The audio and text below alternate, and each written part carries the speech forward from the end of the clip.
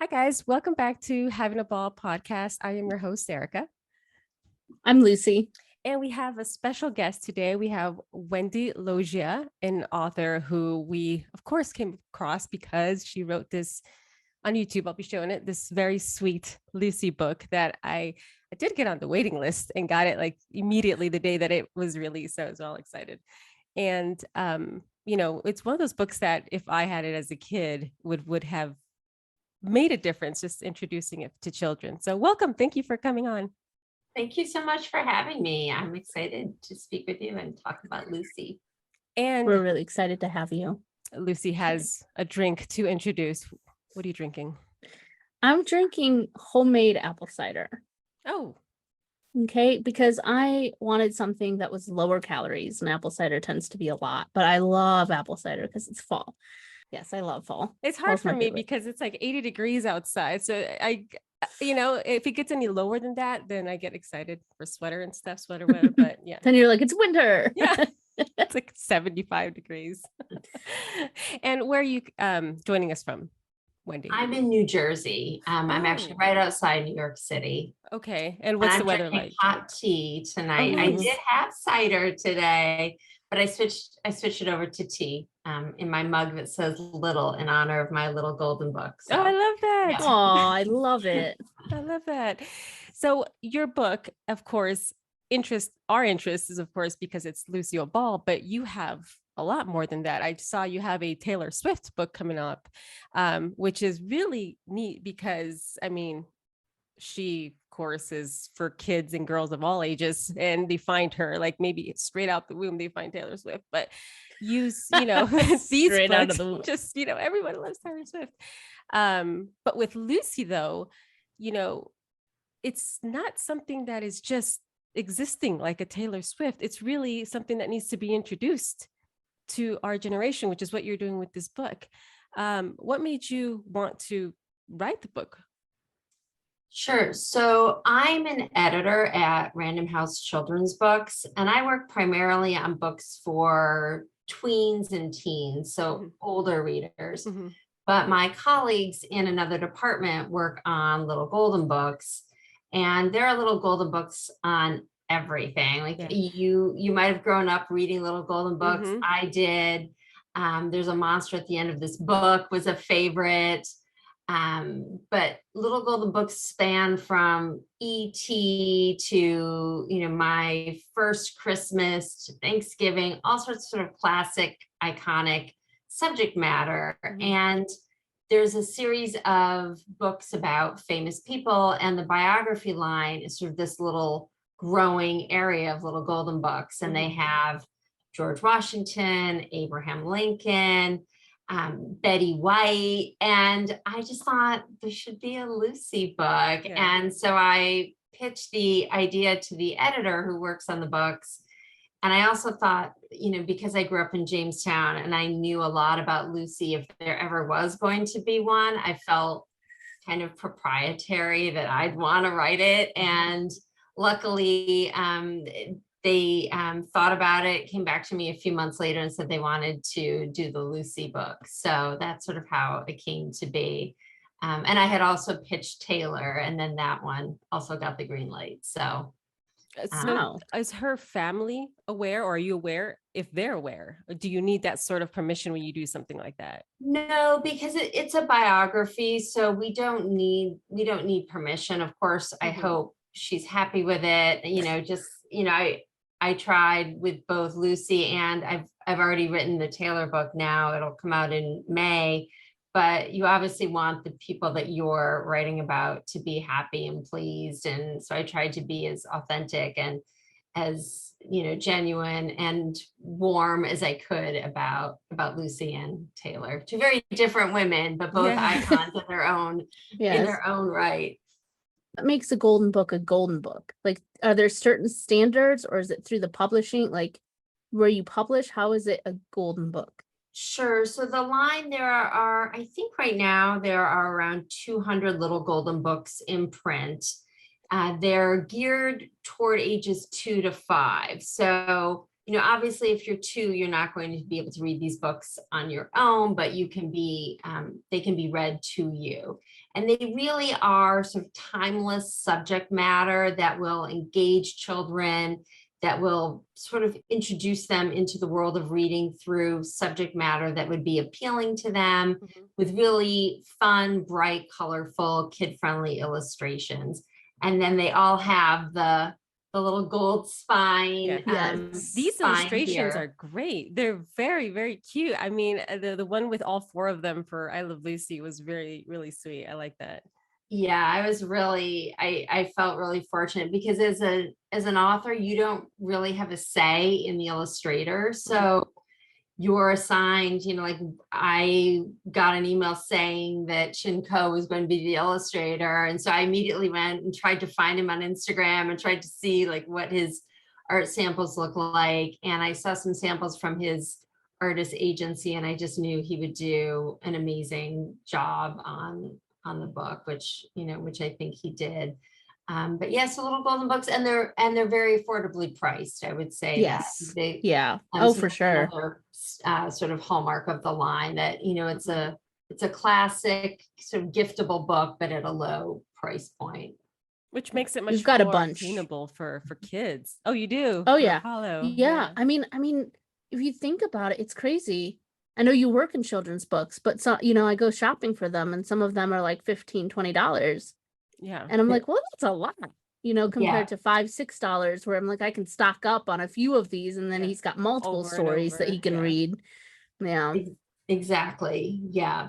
That's And you growing up in the Jamestown area, you are just surrounded by Lucy and all things Lucy, I'm sure. I mean, it's a tourist attraction. We were speaking before recording you have the Lucy Festival days. It's everything is touched, I think, in that, at least in that little area of Jamestown. How was it for you, your introduction to Lucy? Was it just, you were immersed in it? Was it your love immediate? Yeah, I think when you grow up in Jamestown, it's sort of required that you love Lucy, like whether or not you want to, you have to. It was just always, the show was always on when I was growing up. And I think everybody there, we probably all took it a little bit for granted that she was from Jamestown, and you would encounter people that, like older people in my life that had stories about her. She went to my high school. I knew. How cool is that? That is really cool. I knew lots of anecdotal things. Yeah. I can tell you one kind of funny story is my mom. My mom was a teenager at the time, and she went to the Forever Darling premiere in Jamestown and remembered that moment and what a big deal it was for the whole city that Lucy came home and had that premiere there. But my mom had told me a story where she was in Bigelow's, which was a department store in Jamestown that was there. I don't know when it closed, but it was there throughout, when I was in high school. It was still there. It was this 5-story department store, kind of like, think of a small town Macy's almost, like it was a 5-story department store. And my mom said she was on the first floor, and that's where they sold ladies' clothes and perfumes. And she said Lucille Ball was there. And my mom saw her, and Lucy was with her mother. And Lucy yelled out, "Mother," and then did this big wolf whistle to get her mother's attention in the department store. My mom always loved that story. And my cousins actually grew up on Stewart Avenue, right next door to the house where she was born. Okay. So they is that what Lucy Lane is now? Or is that no, that's this her is on Stewart Avenue in Jamestown. It's a small street right in the city of Jamestown. Okay. But it's where she was born. Okay. And there would be tour buses, like during the Lucy Festival, tour buses coming and taking photos of their house and the house where Lucy was born. It was sort of a big thing. Lucy Lane is actually in a neighboring town, Celeron, up on the lake. By the part where which I she think used to work as a teenager. Yes, and But- that's, I think, the more sort of famous, well-known Mhm. house, especially now. And that's the one that's painted, that has Yes, the dress, kind of the the polka blue. dots. Yes, I see a lot Yes. of people posing in front of that. Yeah.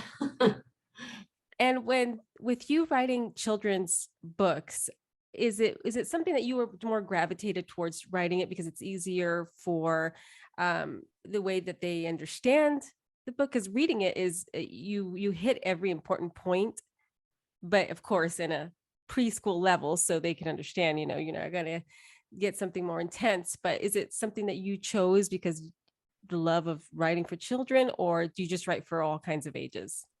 Kind of all kinds of ages. I kind of fell into it. When I first started working in book publishing, part of my job was to write the text for board books, like super simple board books for kids. And it was like a small part of my job, but I really liked it. And we did a number of movie property tie-ins. So we did tie-ins for the kids' movie Beethoven, Jurassic Park, Disney movies, the movie Ever After with Drew Barrymore. And I started writing kids' storybooks and junior novelizations and adaptions of those movies. And I just really liked it. But I always stayed sort of on the editorial path in publishing. So I sort of wear two hats. I'm a book editor by day, writer by night. And the little golden books, these are some of the younger, sort of the younger age range that I've written for, but I really like it. And it was a bit of a challenge to condense Lucy's very colorful, really, amazing life into 24 pages for kids, and make sure I was doing her story justice, and sort of talking about the things that kids would be maybe interested in knowing, but also trying to give a full picture of her life. But I like writing for all age groups, so it's sort of like working a different muscle, almost like writing for younger kids. The book titles that you have, and All I Want for Christmas, is that upcoming or that already was released? That came out just in time for Christmas 2020. Okay. So kind of peak pandemic publishing. Yeah. Not the most ideal time to have a book release, but it was, it was really fun to write. It's a holiday rom-com, sort of like a Hallmark Christmas movie, but for teens and anybody who wants sort of the magic of Christmas. So that came out in 2020. I was trying to do a bit of Googling and searching and probably looking in my garage as well, because my daughter's 22 now, but when she was in her teens, she was all about the Camp Rock. And so I was looking at your books, and you do have, and I know I have that somewhere. I wanted to just bring it out here, but I love that, you kind of did that teens, Camp Rock, Disney, what is it, the royalty undercover. Yeah, the Princess Protection Selena books, Gomez, and just Selena Gomez and Demi Lovato. Kind of, they were famous, but they weren't who they are now. I feel like that was my age that came out. Wow, that aged me. Yeah. And came out when I was a teen. I'm like, oh, my kid was a teenager, but that just and she's all about Taylor Swift too, so I'll probably buy her that. But I do see that you do a lot of the tweens, the teens, and I think for me anyway, or perhaps even just other parents who have teenagers, it becomes like an underappreciated genre, I think, because they don't think perhaps teenagers want to read. They want to maybe go out and watch movies or go out and hang out or something. But I do love that it's still a big genre that is, you're still writing for. Yeah, writing and editing. We find a lot of readers of the books that we publish are adults. Like a lot of adults, I think, love to escape back into YA fiction, young adult fiction, and they're really well written, fast plots, exciting plots, romance, thriller, horror. Like we've kind of got it all. And I'm pretty. The books that I work on, I sort of like to really focus on the teen reader. And if adults find them, that's great, and I love that. But I really try to keep it like very teen centric and teen focused, because that's our core audience who we're really publishing for, at least where I am, which is Delacour Press, which is a little subsidiary of Random House Kids. And for our interest, what do you make, or what do you think of this resurgence of Lucy in the last couple of years, from the documentary to the film that was made? It's kind of blown up, hasn't it? Plus this like her book, name's coming out a lot. Yeah, and I mean, she's been around for more Right, than 70 obviously years. she's iconic, but absolutely, but she's kind of been in our background, in our history, in our childhood. But these last 2 years, especially during the pandemic and in 2022, everywhere. What do you think that's, what do you make of that? Yeah, I think that she represents, just a safe place where you can escape, you can laugh, you can relate. I've watched a number of episodes when I was working on the book, just ones maybe that I don't know if I ever saw, and then some of the ones that I really loved. And it just struck me that they really are timeless.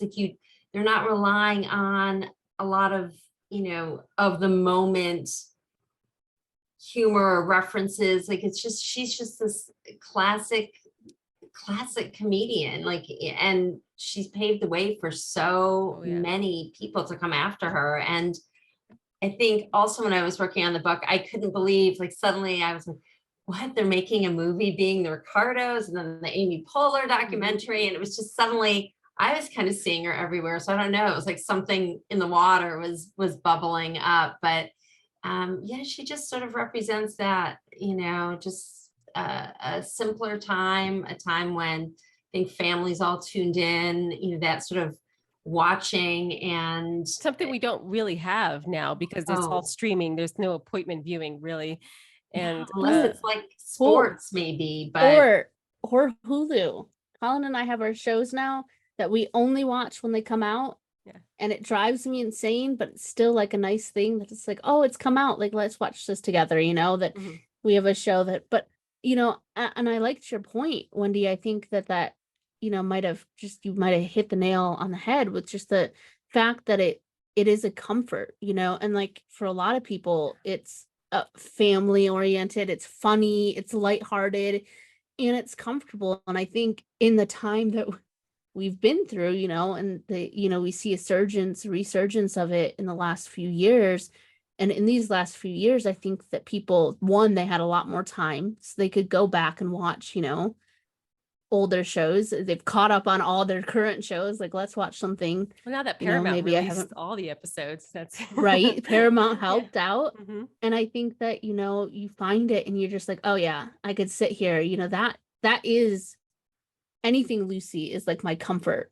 If I need something, that's where I go. I just turn it on and it's just automatically, just a warm, safe space. So to your point, they're your friends, really. I think they become your friends, that apartment inside and out. And for so many people, like my husband, he remembers watching it at his grandmother's house after school. And I can remember being home. If you were home sick, like what would be on? Maybe The Price is Right, but there's Lucy a memory attached to it. Right.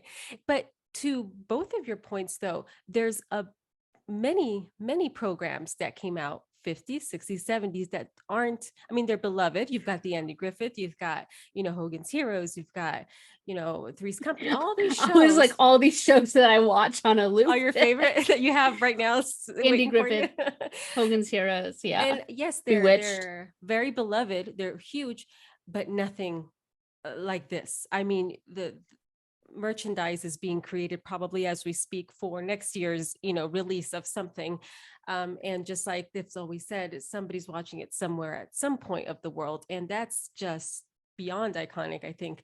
And so I think introducing it to a new audience like you're doing with a book like this is really fascinating, because you've got little children whose minds you can now show. They don't know, they'll never know who these people are in real life. They'll never meet them. it's not like a celebrity, on TikTok or anything like that. This is someone that, has transcended so many generations now that, you teach them to your children, grandchildren. I think that's what I love most about your book, that you're introducing children to this person, well, to her husband too, and everybody else involved. Oh, I know them too. Very touched. I've been in some of the Lucy fandom Facebook groups, and there's a Facebook group in Jamestown, and I have a number of friends that are still in Jamestown, and it's really been very touching how many people have either people that I know or people that have just found the book that are saying, they're reading it to their kids, their grandchildren, they're getting it for their child's nursery. They just, the love for Lucy is just so strong, and it's just really, I think, and the love for little golden books, it was sort of this perfect marriage of To the say it's format. perfect. Yeah, because everyone knows Little Golden Book, so you put two iconic things together. Yeah, it's really great. Do you have a favorite I Love Lucy episode or a Lucy movie? Or both. Or both, yes. Yeah. Well, I loved Yours, Mine, and Ours. I even liked, although it was sad, such as his The Stone Pillow, when she's, plays the homeless woman in New York. Yes. I really loved everything that she was in. Episode wise, I love the passports. And I think the reason I love that one is because she says Jamestown about a dozen times. And I think as a kid, it was just so exciting when you would be watching it. And you're like, she said Jamestown again. So that was always really fun. And she would drop names and say, she would use names of some people that were, real. Jamestown had a very large Swedish culture and Italian culture, like 80, 90 years ago. That was sort of those were the two dominant ethnic groups. So when you're listening, she often will talk about Petersons and Andersons and Ekbergs and very Swedish names. And before I was a Loggia, I was a Larson. So I always loved the Swedish. So I've got both the Swedish and the Italian now, but I love that episode. I mean, there really are just so many. LA at Last. Once you start watching them again, you realize how many there are and how great they are. And we realized after season. Oh, we're still going on season 1. Oh yes, my! It took us an entire year to go through season 1, and here's the thing. And I mean, both of our husbands and families and things are probably up to here with us, but we will laugh at these episodes as though it's the first time we've seen it. And I could tell you what they're about to say 10 minutes before they said it. And it's still, hilarious. But as we are doing on this podcast, rewatching every single one of them, you realize how funny she was as a just physical comedy, but all together, it had to all work together to make this show work, and probably why we're still talking about it today, I think. I really love too when you watch the show. Like, I think, watching Being the Ricardos and just sort of seeing and thinking about all the work that went into each episode. And when you visit the Lucy Desi Museum and you see all the artifacts from the show, and realize just the crew and the production and the planning and all of it. But when you watch the show, it's sort of like reading a great book. You kind of forget about all the drafts and the writer's block and you must look like Lucy when she's got, she's throwing the papers around and she throws them out in the furnace and there's just papers everywhere, picture. And then it's like, here's the little book. Oh, must have been so easy to put together. No, you don't understand what goes into making this, and you mentioned in here, Universal Studios in LA, they closed down the Lucy, I don't know if it was a store/museum, but I just adored going there because they had a lot of the, I guess, artifacts, the three-headed monster of putting the show together, iconic dresses that she would wear, and they just closed that down for some reason. Maybe they took it back to Jamestown, but you're right. Looking at it, you realize how huge the production was and how much of a perfectionist she had to be, and they all had to be really to make it all work. Yeah. And you And I don't mean, feel that when you watch the show, you're just laughing, you're just enjoying You're it, watching people hang out and do funny things. effortless. Yeah. It seems effortless. So that's the genius, I think, behind the show. Fun anecdote that I think you might appreciate. I was visiting Jamestown, like maybe 2 years ago. And I was where my dad lived in this apartment complex, and I was taking a walk one night, and there was it's a senior complex of apartments, and there was an elderly woman outside, and I stopped. I didn't know her, and we started talking, and just one thing led to the other. And I mentioned that I worked in book publishing, and she had this book that she wanted to show me. And she asked if I would come up to her apartment. And I said, sure, I'll come up. So I went sure. I went up to her apartment, and she showed me the book. And then I mentioned that I was working on this book about Lucy, and her eyes lit up, and she said, there's a gentleman upstairs that loves Lucy, and I think you'd really like to meet him. Could I call him, and could we see if he's, if he's free? So This sounds like sure. a senior home. Yeah. they were eager for conversation. And so his name was Lloyd, and he invited us up, and we got upstairs, and he was doing a puzzle.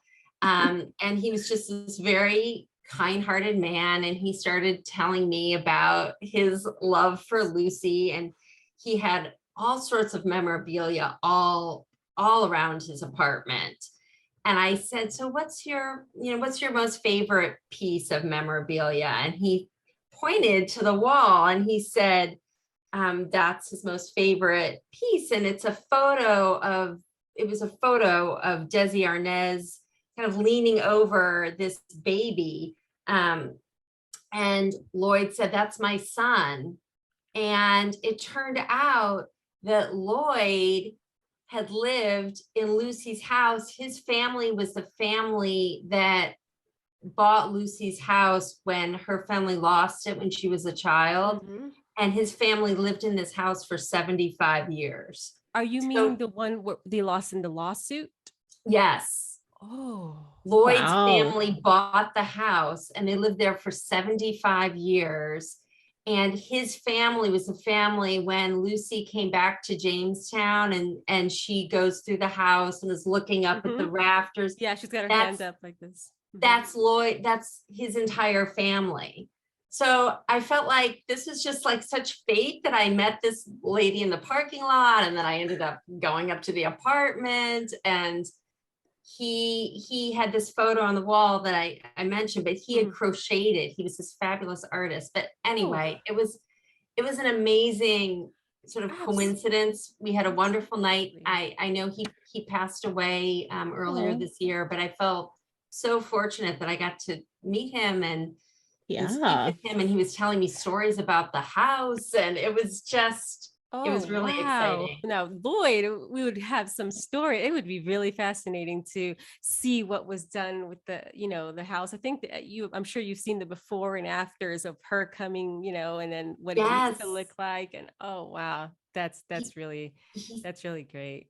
Yeah, he said that there was a lot of memorabilia, and he said that he had given a lot of it away, that he didn't, he would go to the Lucy Fest, like in the early days, and set up a table and just give memorabilia away, because he knew it would be going to someone who really cared. Appreciates it. Lucy memorabilia collectors are like no other, I think. I'm sure there's Star Wars and all kinds of other people that do too, but this is me. I'm being biased. I just think, like, for example, this picture was just coincidentally given by a neighbor that was going through a divorce and moving. And she says, I saw her walking, and my dog's name is Desi, which is what started the conversation. And she said, oh, what's your dog's name? Desi, like Desi and Lucy? Yes. She won't believe I have this I'm trying to get rid of. And and she said, I'll bring it over to you, this little framed, and I assumed it was like something like this. She comes over with this, and she says, would you want it? What do you mean, would I want it?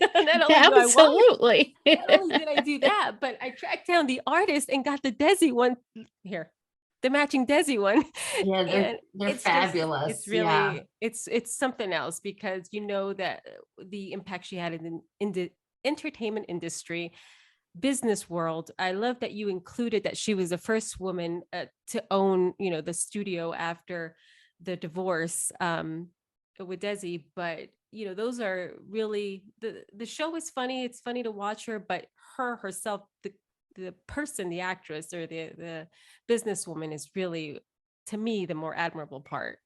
Yeah, truly admirable. Like in such a different time than we are today, and to just sort of have the foresight and, first of all, the bravery to leave Jamestown to make it in New York, and to marry Desi, and just to pursue her dreams and not give up, and like all the things that they did to try to get the show, all the to adversity they had to, yes. I mean, from the start. You mentioned, you brought up the way they lost their house was a tragedy.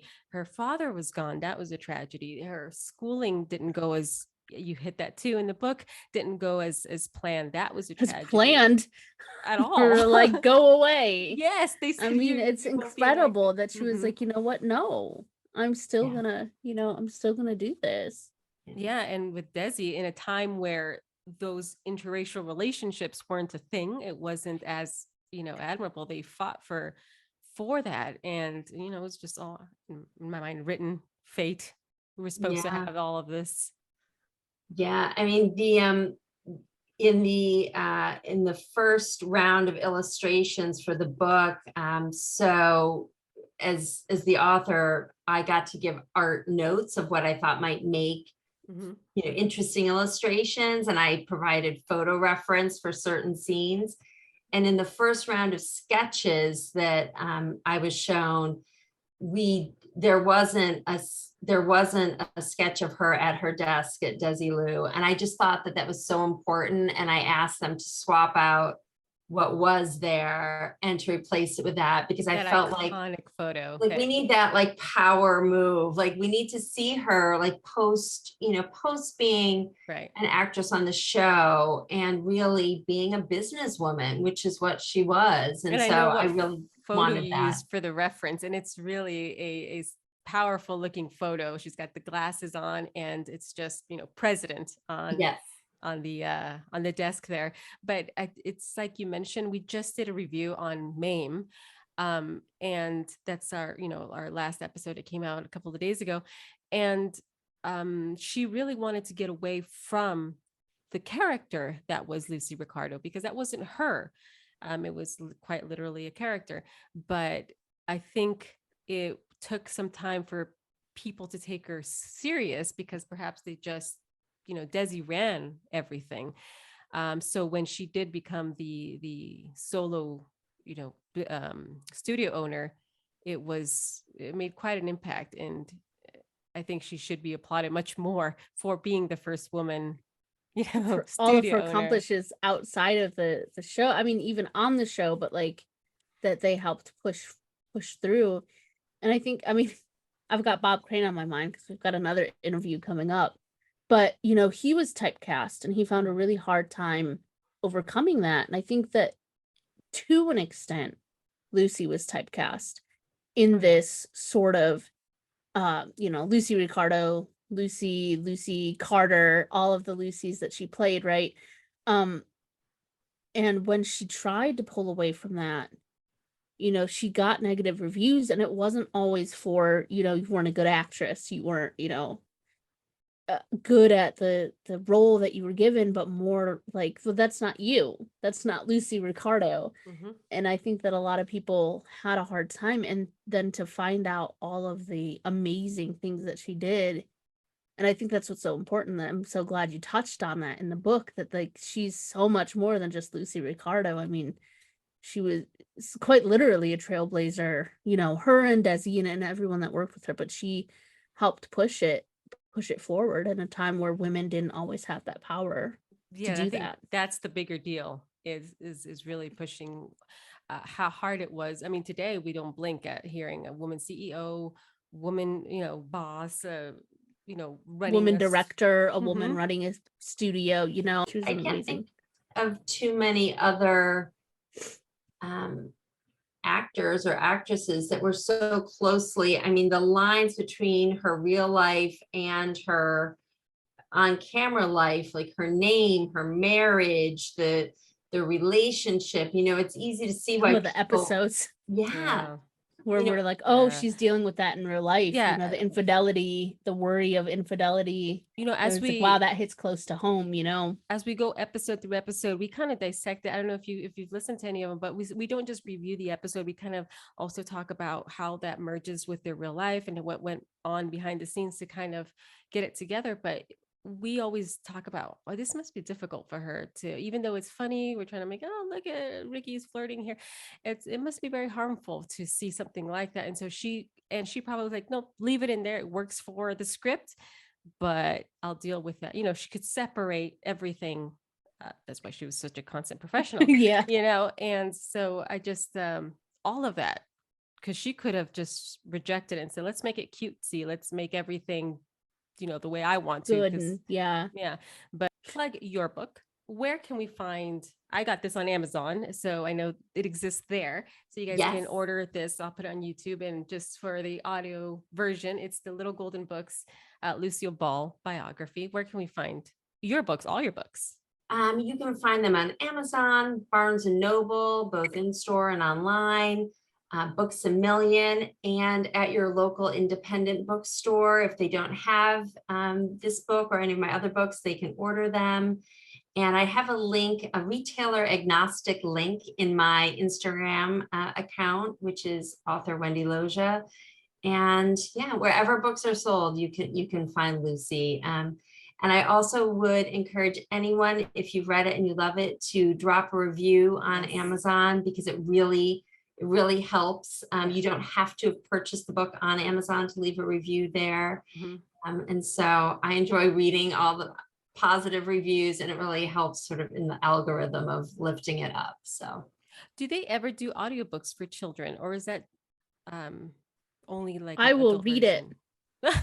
You'll read it. I You'll will do the do audio it. version. I will do it. Let me do it.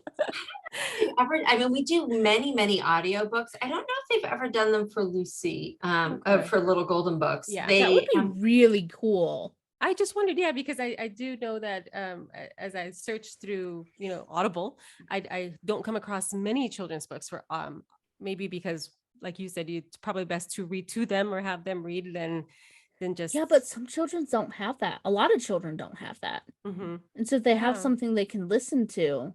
I think we stumbled something upon to throw something. Out. Throw out. So Wendy, if Your you next need meeting, a couple of podcasters to read some books for voice you. your books, on it. So your Twitter and your Instagram are both author Wendy Loggia, correct? My Instagram is author Wendy Loggia, and my Twitter is Wendy Loggia. Thank Just you to so confuse much. things a little bit. And I wanted to ask, since this is, a project that has already come out, are there any, we have the Taylor Swift that's coming out, right? Is there any other projects that we, and our listeners should be looking out for currently? Well, from myself, not yet. I hope to do another YA rom-com. I got kind of pulled away from writing something because I needed to focus on Lucy and Taylor. So I might get back into it. Yeah, there's so many wonderful books for kids. I encourage all of your listeners to read to your kids. It's sort of a golden age of book publishing right now, just for all genres, all subject matters. There really is there's just some beautiful work being done. So pull them from those cell phone screens, get them into books. Exactly. And it's a nice moment to read with your kids. Like, so, it's just like a nice way to end the day, just together. And Apollo wants like 3 to 20 a night. So Oh. we usually cut it off at 4. We both of us read 2 and we're like, okay, that's enough. That's enough. All done. I can remember reading with my kids, and you'd be reading a book that was a favorite of theirs. And sometimes I'd be a little tired and I'd try to skip like 4 pages, and they'd be like, no. You missed a page. I was like, oh, yeah, Oh, I did. did I? Did I? Did I really? Why don't you read it to me? I've Right. started saying that to Apollo, and he can't even read yet. So he's Yeah. just, but yeah, definitely. It's so important. Yeah. I mean, and so- when you talk to people, when you speak with adults and you ask them what their favorite book is, many, many times it will be a book that they read as a child or when they were growing up. Yeah. So I think Harry Potter. Yeah. Oh, that's a little different than a little golden book. It came out when I was a child. I mean, the first few books were when I was really young, and then they came out every few years as I was growing up. So it's a very instrumental part of my childhood. So I get that, something that was really present, and part of your life is So much, Wendy. We will let you know when this comes out. I think it's gonna be next week or the week following week. Send you a copy of it and tag you all over the place so people know. Because the majority though of our Lucy fandom, all our friends on Instagram, I saw a lot of the tags already having their books. So a lot of memorabilia collectors and things like that already have your book. I was gonna say our fans probably already have it, but yes. it's still nice, they don't have this interview with you. So that's true. That's true. Yeah. Thank you so much, Wendy. And find her at author Wendy Loggia on Instagram and then Wendy Loggia on Twitter, correct? Yes. And thank Okay. you so much for having me. This has Thank been you for really taking fun. the time. Of course, Thank it's been you. wonderful. Thank you. Hi, have a good night. Bye.